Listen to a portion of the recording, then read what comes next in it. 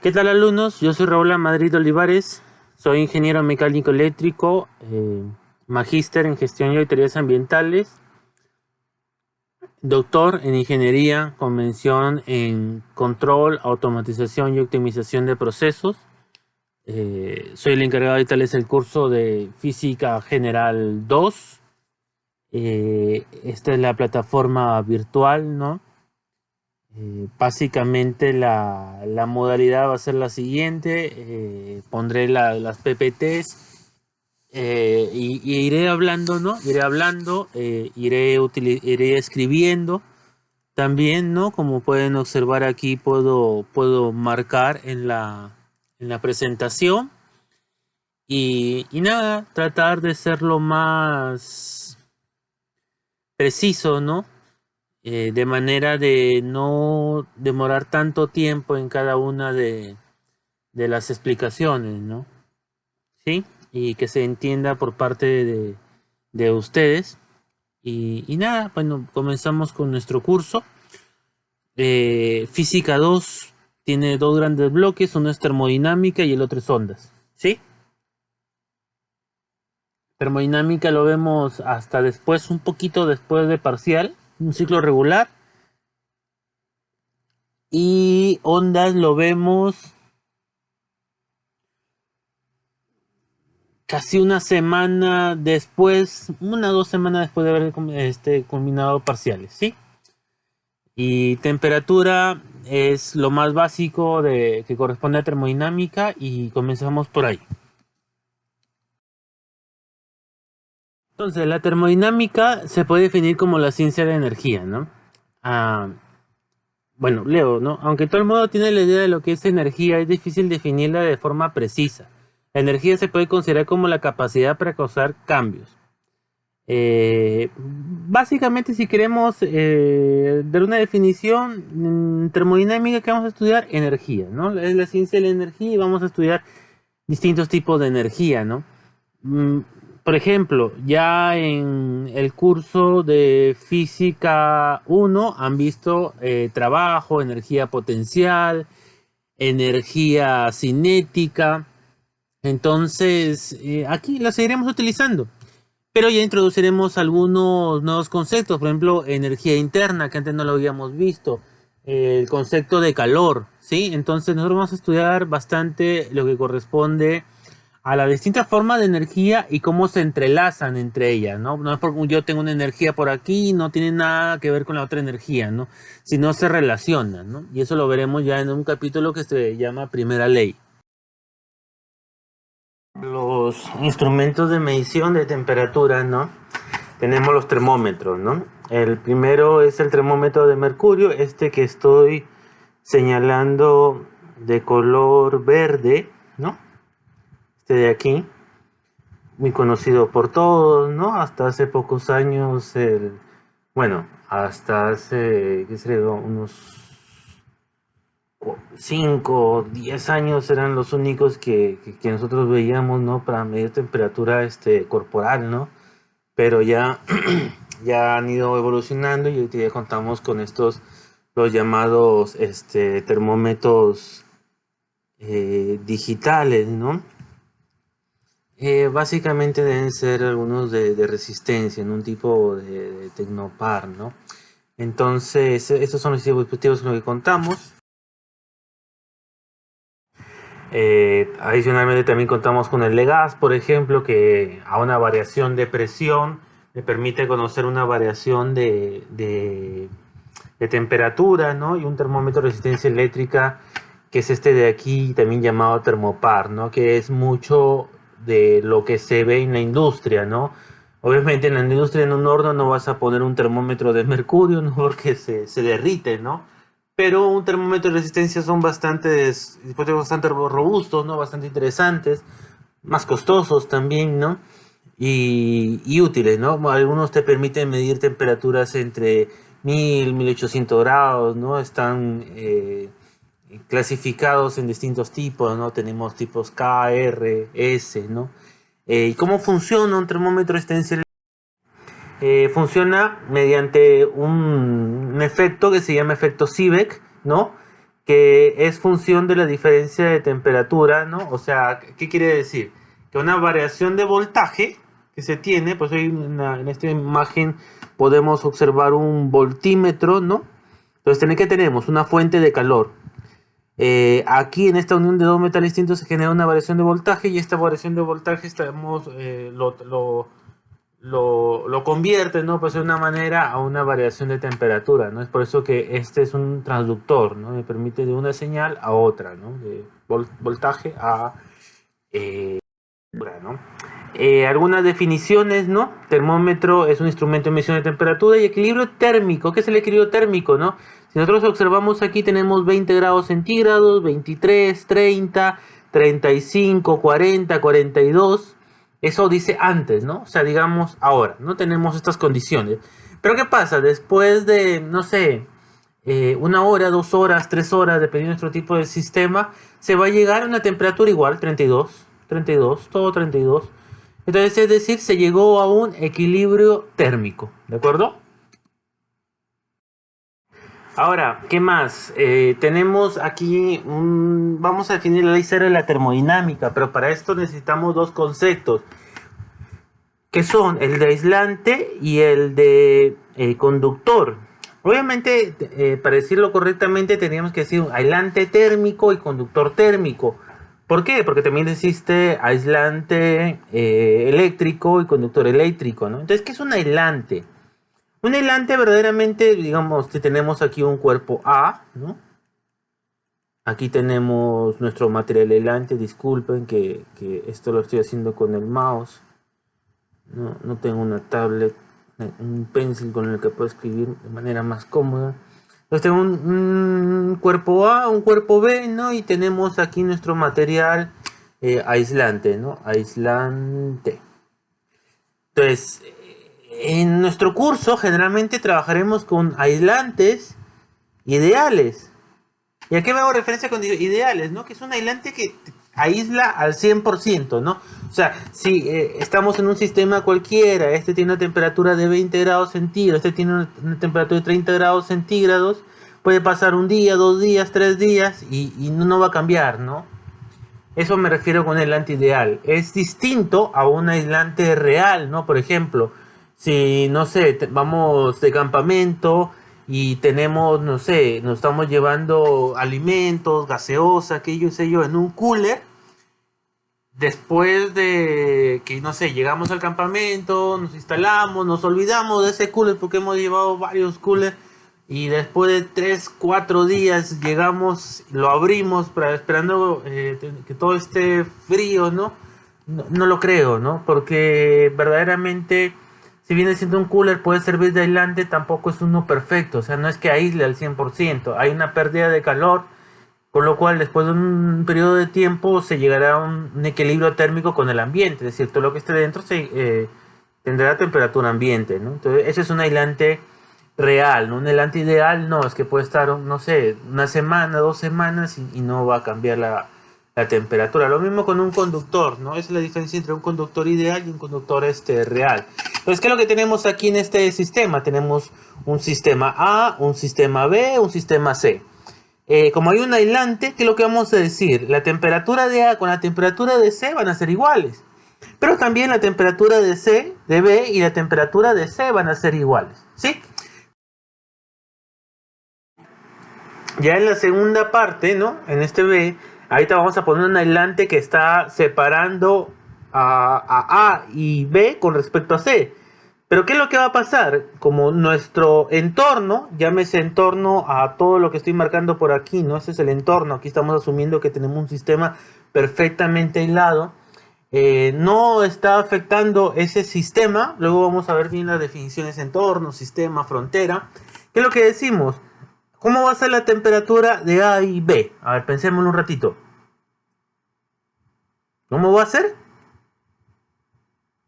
Iguales, ¿no? Porque hay un conductor. Y A y B con respecto de C, ¿cómo van a ser? También iguales, ¿no? Por lo que habíamos visto en la diapositiva y en la imagen que está en la parte izquierda, ¿de acuerdo? La termodinámica entonces me indica dos cosas, ¿no? que si dos cuerpos se encuentran en equilibrio térmico con un tercero, están en equilibrio térmico entre sí. Y la ley cero también dice dos cuerpos están en equilibrio térmico entre sí, incluso si no están en contacto, ¿no? O sea, puedo estar yo, Raúl, con José, ¿no? Ambos a la misma temperatura, no es necesario que nos estemos dando la mano ni abrazados, ¿no? Para decir que estamos en equilibrio térmico, ¿no? Podemos estar, no sé, a 1 metro de distancia, 2 metros de distancia, y tenemos la misma temperatura, estamos en equilibrio térmico. ¿Qué podemos decir aquí? Si se dan cuenta, tenemos dos escalas, la Celsius y la Fahrenheit. Celsius hace referencia al sistema internacional, Fahrenheit, sistema técnico inglés, ¿de acuerdo? 0 es temperatura de fusión, 100 temperatura de ebullición, entonces los correspondientes a 0 y a 100 sería 32 y 212 en Fahrenheit, ¿de acuerdo? Con lo cual, si contamos, ¿no? Bueno, 100 menos 0, 100, entonces tenemos 100 divisiones, que es lo que está marcado aquí.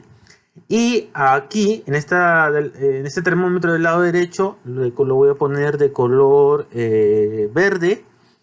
De 32 a 212 tenemos 180 divisiones. Entonces, ¿qué implica esto? Que en tamañito, ¿no? En tamaño, 1 grado centígrado, aquí voy a exagerar, ¿no? 1 grado centígrado es mucho más grande que un grado Fahrenheit, ¿no? Porque si nos damos cuenta, uno tenemos 100 divisiones, entonces en el otro tenemos 180 divisiones, con lo cual uno es más grande que el otro, ¿no? Entonces, ¿qué tanto más grande? Regla es de simple, entonces decimos, para 100 grados centígrados le corresponde 180 Fahrenheit, para 1 grado centígrado, ¿cuántos Fahrenheit le corresponde, no? Se resuelve, me quedan 9 quintos, que es igual, ¿no? A 1.8 Fahrenheit, ¿correcto? Entonces, ¿no? En magnitud, o sea, tengan cuidado que estoy diciendo en magnitud. O sea, si yo digo mi temperatura ambiente es de 1 grado, en Fahrenheit va a ser 33.8. Aquí estamos hablando en magnitud, ¿no?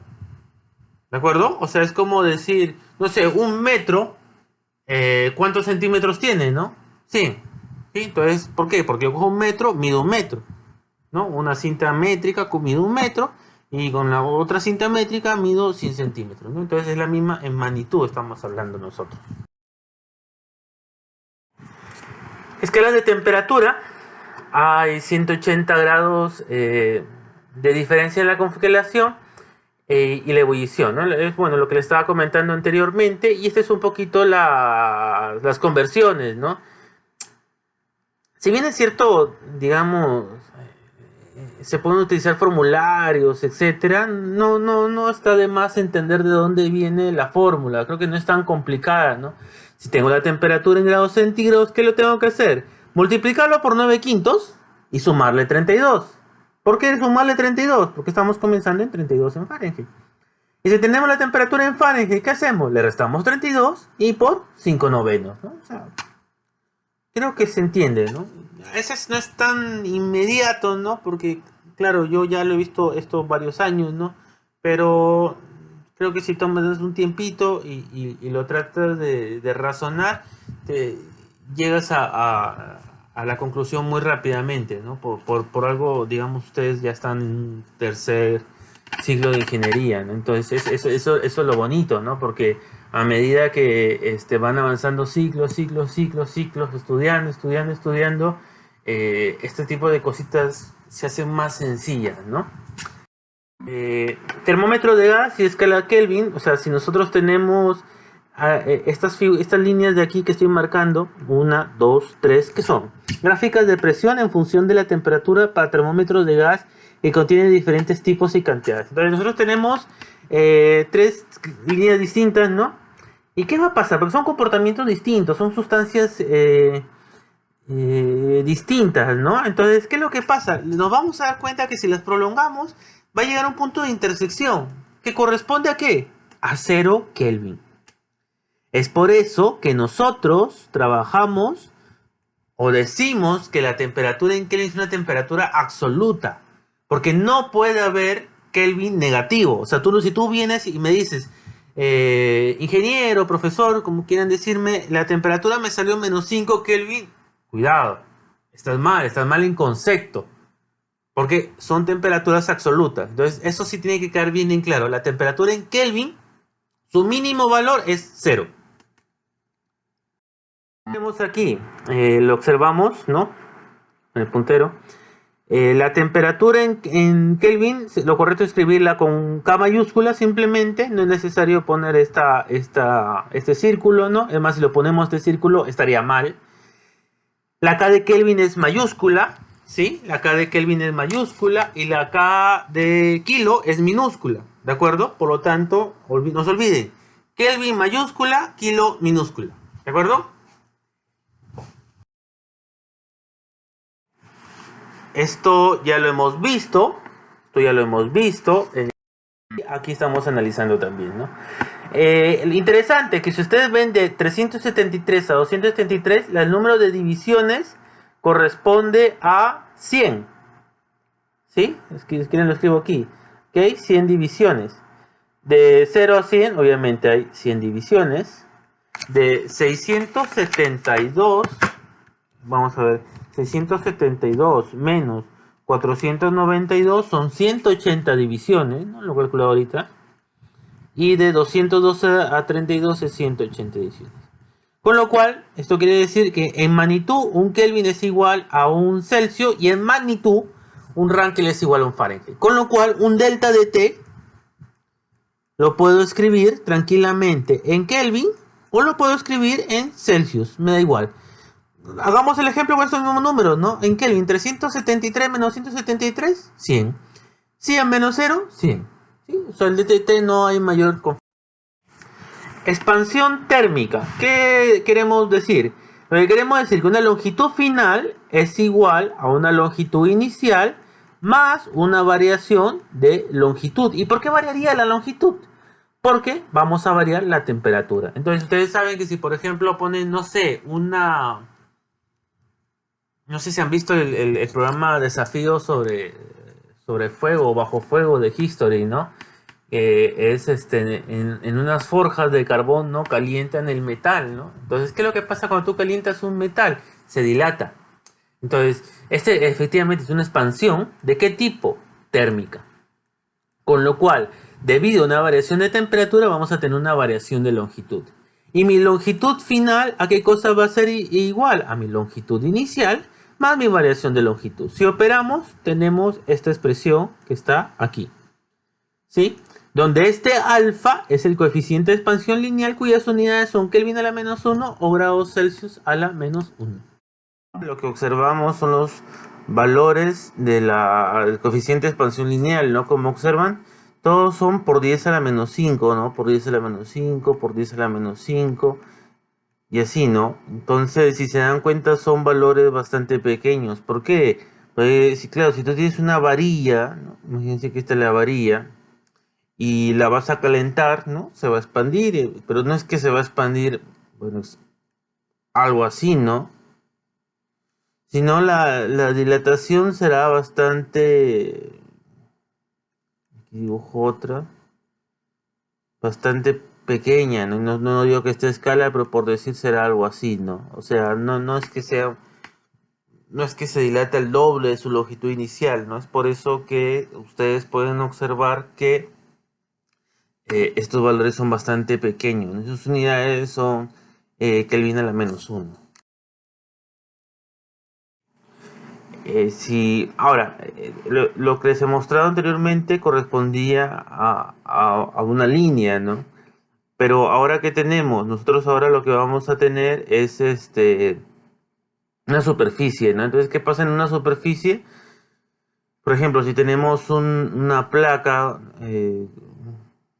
cuadrada o rectangular, ¿no? Dependiendo, ¿no? En este caso es cuadrada, que tiene un círculo, ¿no? Un hueco dentro, y se calienta. ¿Qué es lo que pasa? Todo se va a expandir, ¿no? Inclusive el hueco, ¿no? Alguno podría pensar que ese hueco se iba a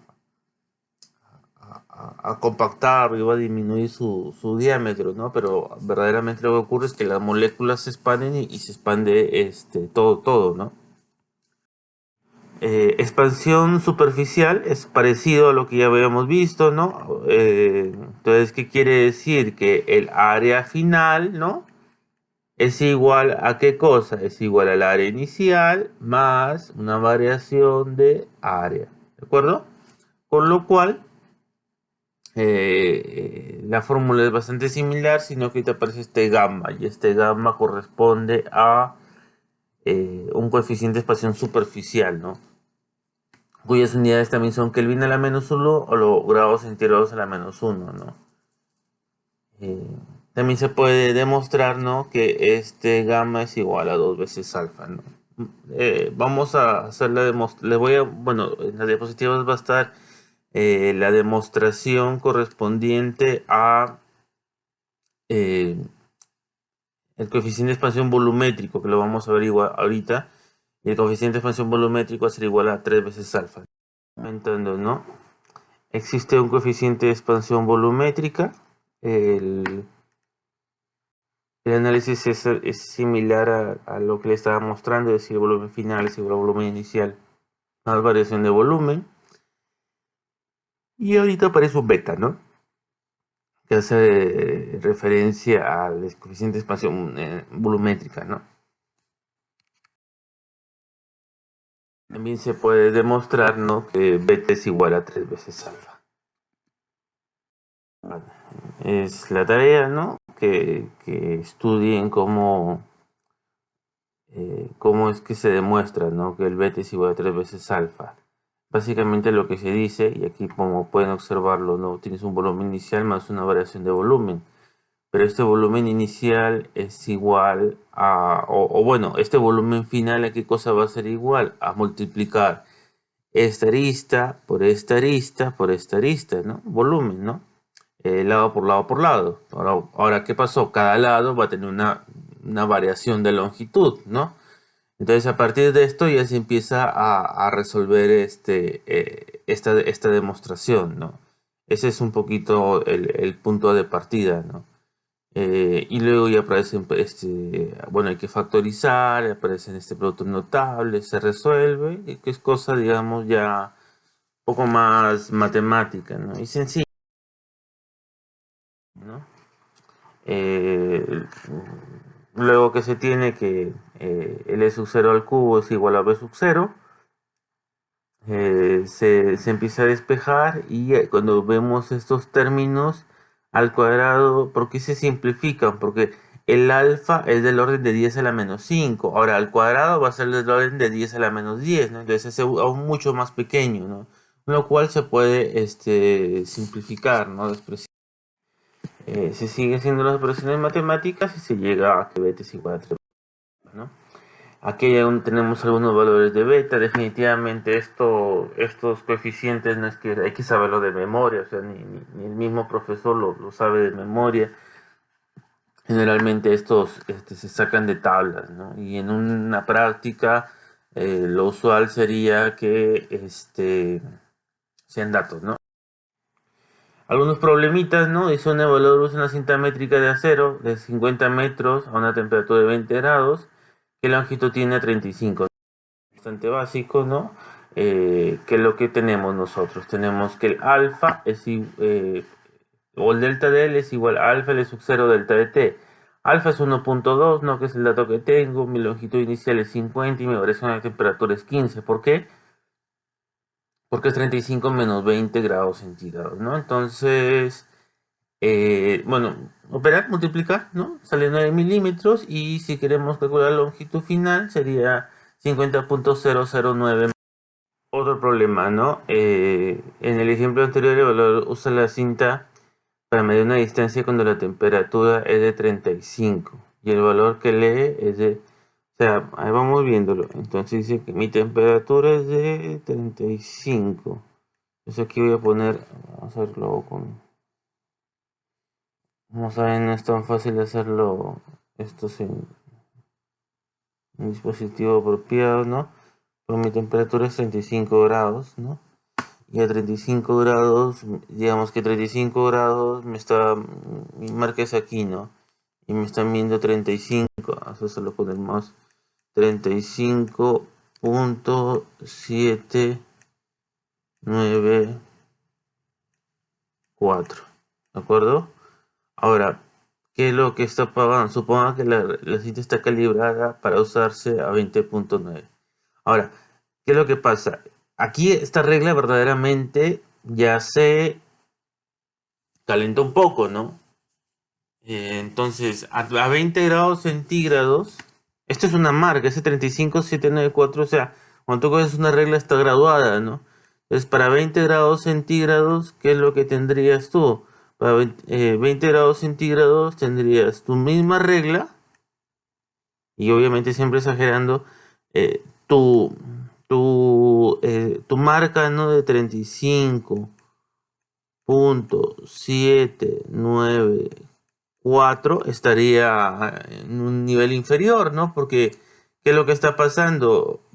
Luego se va a dilatar, ¿no? Entonces, esa marca, porque es una marca, no es como tienes una regla, como les digo, ¿no? Esa marca se va a ver un poquito más arriba, ¿no? Entonces, qué es lo que ya intuimos, ¿no? Intuimos que verdaderamente la distancia real, que es con la regla graduada a 20 grados centígrados, tendría que ser un poco mayor, ¿no?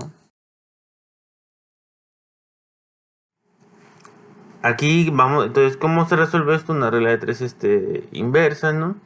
Y bueno, tenemos el valor, ¿no? 35.8 metros, ¿no? Esta es una preguntita fácil, pero de pensar, ¿no? O sea, no es tan inmediata la respuesta. Otro problema, se dice que se tiene un frasco de vidrio con un volumen de 20 centímetros cúbicos, se llena hasta el borde con mercurio. ¿Cuánto mercurio se desbordará si la temperatura del sistema se eleva en 100? El coeficiente de expansión lineal del vidrio es tanto, ¿no? Entonces, nada, calcular, ¿no? Comencemos a resolverlo. Eh, Vamos a usar el puntero. Entonces, el beta del vidrio es igual a 3 veces el alfa del vidrio, que es el dato que me están dando, ¿no? ¿Sí? Entonces lo calculamos. La variación de volumen del vidrio va a ser beta, B sub 0, delta de T, ¿no? Todos son datos. Me sale 0.19 centímetros. Para el mercurio, ¿qué es lo que tenemos? Ese es el beta del mercurio. Es un dato de las tablas ya mostradas anteriormente. Eh, y el resto también ya los conocemos, ¿no? 200 centímetros cúbicos y una variación de 80. Con lo cual nos sale un volumen de mercurio de 2.9 centímetros cúbicos, hacemos la resta correspondiente y queda 2.7 centímetros cúbicos lo que se derrama. Otro problema, un dispositivo electrónico así diseñado en forma deficiente, de modo que los tornillos unidos a piezas diferentes del dispositivo casi se tocan entre sí en su interior. Como se ve en la figura, los tornillos de acero, este es el de acero, ¿no? Su longitud es 0.01 metros y bronce, ¿no? 0.03 metros. Están a diferentes potenciales eléctricos y si se tocan produce un cortocircuito, ¿no? O sea, la idea es que estos, si se van a calentar y en algún momento se van a tocar, ¿no? Y ahí ocurrirá un cortocircuito, ¿no?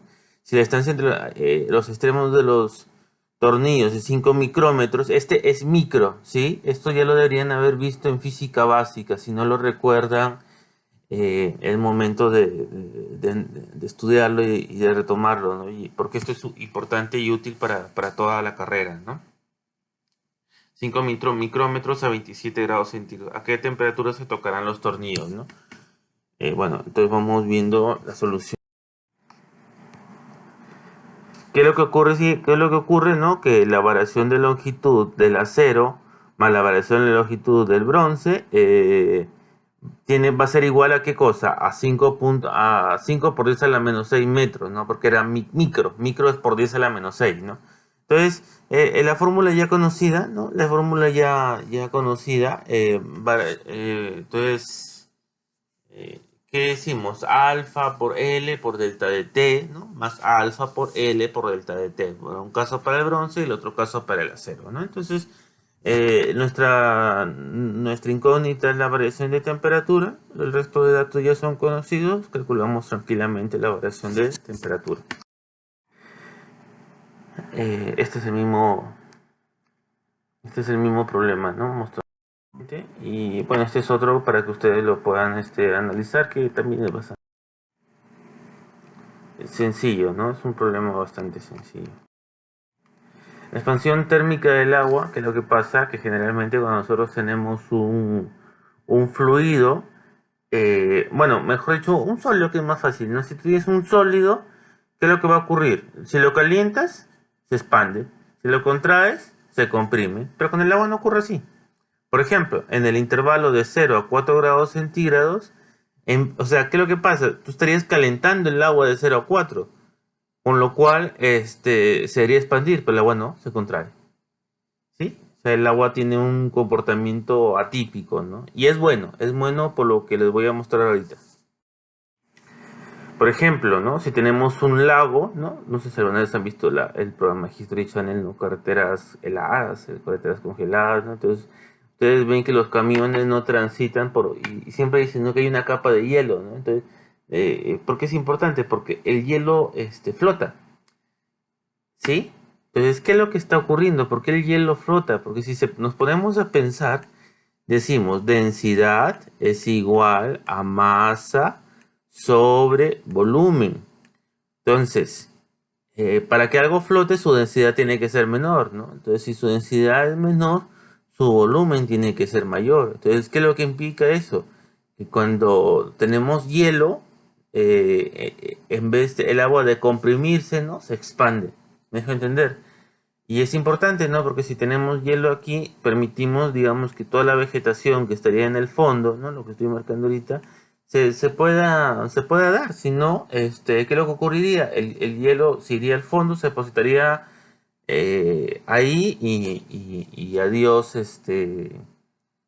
vegetación, por decirlo, ¿no? Entonces, vegetación submarina, ¿no? Entonces toda la cadena alimenticia se perdería, ¿no? Esfuerzo térmico. ¿Qué es un esfuerzo? Esfuerzo, vamos a trabajar nosotros como una presión. Presión, ¿qué cosa es? Fuerza sobre área. ¿Y qué tiene que ver esta figura, ¿no? Que estamos viendo aquí, estas ondas, ¿no? Que podemos ver. Este es un puente, ¿no? Aquí, por ejemplo, se puede observar, ¿no? Este, esa, esa, esta línea, ¿no? Y que, como, bueno, su nombre técnico es una junta de expansión. ¿Y para qué sirve? Un puente es un elemento, como una regla, podríamos decirlo, ¿no? Porque es bastante largo, ¿no? Y angosto en comparación con su longitud, ¿no? Entonces, ¿qué es lo que pasa? Esto le cae el sol todo el día. Entonces, como le cae el sol todo el día, va a tratar de expandirse, ¿no? Y ya se imaginarán que mecánicamente no me conviene que el puente se trate de expandir, porque no va a poder, ¿no? Porque a cada lado de este puente están sus soportes, ¿no? O las paredes, ¿no? Laterales, por decirlo de una manera, ¿no? Entonces, ¿qué es lo que está ocurriendo aquí? Que se le deja esta junta de expansión, ¿no? ¿Para qué? Por efecto del calor, esto se va a dilatar. Obviamente, como les he dicho, no es que se dilate un montón, o sea, se dilata un poco. Y justamente para eso se tiene estas juntas, ¿no? Para que se pueda dilatar. ¿De acuerdo? Estas son unas parrillas, ¿no? De un proceso agroindustrial, ¿no? Entonces aquí también un poquito el fenómeno fue el mismo, ¿no? Esto no se puede... Bueno, también puede ser mal material, etcétera, pero aquí, si se dan cuenta, estas paredes, es lo que les digo, ¿no? Estas paredes de aquí son fijas prácticamente, ¿no? Entonces esto se quería dilatar y no podía, ¿no? Entonces genera una presión contra la pared, ¿no? Y eso llega a estas deformaciones, ¿no? Lo que nosotros no queremos, no buscamos. Bueno, y ahora vamos a calcular una expresión, ¿no? Para el esfuerzo térmico. ¿Qué es lo que tenemos aquí? Tenemos, esto ya lo conocemos, ¿no? Que era el L delta de L es igual L sub 0 alfa delta de T, ¿de acuerdo? Con lo cual, simplemente despejar, ¿no? Y este va a ser una variación de longitud o longitud inicial térmica, ¿no? Eh, Seguimos.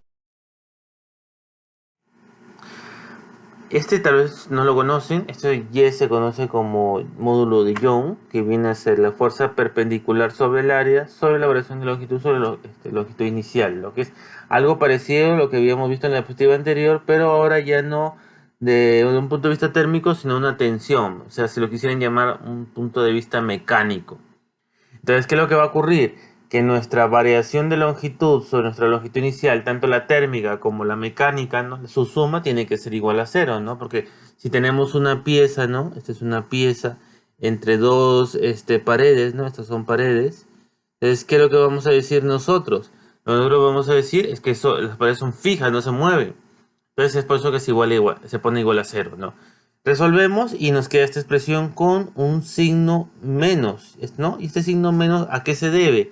A que si tenemos, digamos, dos paredes, tenemos un elemento, ¿no? El cual, eh, disculpen la táctil, a veces no ayuda, ya. El cual se va a dilatar, ¿no? Entonces, si esto se dilata, ¿qué es lo que va a hacer? Va a ser unas fuerzas de este tipo, ¿no? O sea, contra la pared, ¿no? O sea, va a ser una fuerza de tipo compresión, ¿no? Entonces la compresión es negativa, ¿no? Si por lo contrario, esto lo cambio de color aquí. Si por el contrario, esto eh, si por el contrario esto, vamos a volver a dibujar aquí, pluma, tenemos nuestras dos paredes, ¿no? De nuestro elemento, ¿no? Entonces, si por el contrario esto se contrae, ¿sí? Vamos a tener algo de este tipo, ¿no? Aquí y aquí. Es decir, vamos a tener una tensión, ¿de acuerdo? Aquí tenemos algunos valores, ¿no? De módulo de Young. Interesante es el orden de grandeza, ¿no? El orden de magnitud, ¿no? Que son de 10 a la 10, ¿no? O sea, son valores bastante elevados, ¿no? Con lo cual no se asusten si es que cuando resuelven les salgan fuerzas muy altas, ¿no? Ahí te vemos con un problema.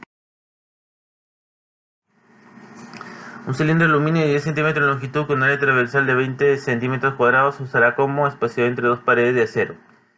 A 17.2 grados el cilindro apenas se desliza entre las paredes y se calienta a 22.3 grados. ¿Qué esfuerzo habrá en el cilindro y qué fuerza total se ejercerá sobre cada pared? Suponiendo que las paredes son perfectamente rígidas y están separadas por una distancia constante. ¿Sí? Entonces tenemos esto, este cilindro de aluminio, ¿no? Se va a calentar, se va a expandir y queremos calcular el esfuerzo. Aquí tenemos fuerza sobre área, ¿no? La fórmula que le hemos visto, menos, este es un módulo de ion de aluminio, este es el alfa de aluminio, esta es la variación de temperatura. Nos sale menos 8.6 por 10 a las 6 pascales, ¿no? O sea, nos sale menos 8.6 megapascales, ¿no? O sea, valores elevados, ¿no? Y a la hora que si queremos calcular la fuerza, simplemente multiplicamos por el área, ¿no? Y nos sale menos 1.7, o si por 10 a la cuarta newton, ¿no? Si quisiera, menos 17 kilonewton, ¿no? O sea, números elevados, por eso les digo que no se asusten. Algunas cosas adicionales, bueno, esa es la respuesta. Fatiga térmica en una barra compuesta, no se cumplen estas en líquidos, ¿no? También se puede hacer el análisis, ¿no? Aquí lo pueden también ir repasando. Eh, en depósitos no rígidos, bueno, esto la verdad no habría que entrar en mayor detalle, ¿no? Nos interesa es lo visto anteriormente. Y esas son las demostraciones que ya les estaba comentando, ¿no? Hay algunos problemas, ¿no? Para que ustedes puedan, ¿no? Igualmente, ¿no? Esta es una, entre comillas, tarea, ¿no? Si ustedes gustan, pueden resolver esos problemas, ¿no? Para poder estudiar, ¿sí? El capítulo 1 correspondiente a temperatura. Muchas gracias. Y bueno, tienen ahí en el contenido del PPT algunos problemas. Tienen la tarea, ¿no? Algunos problemas adicionales que podrían resolver, ¿no? Y Y nada, es un tema bastante sencillo y espero se haya entendido. Muchas gracias.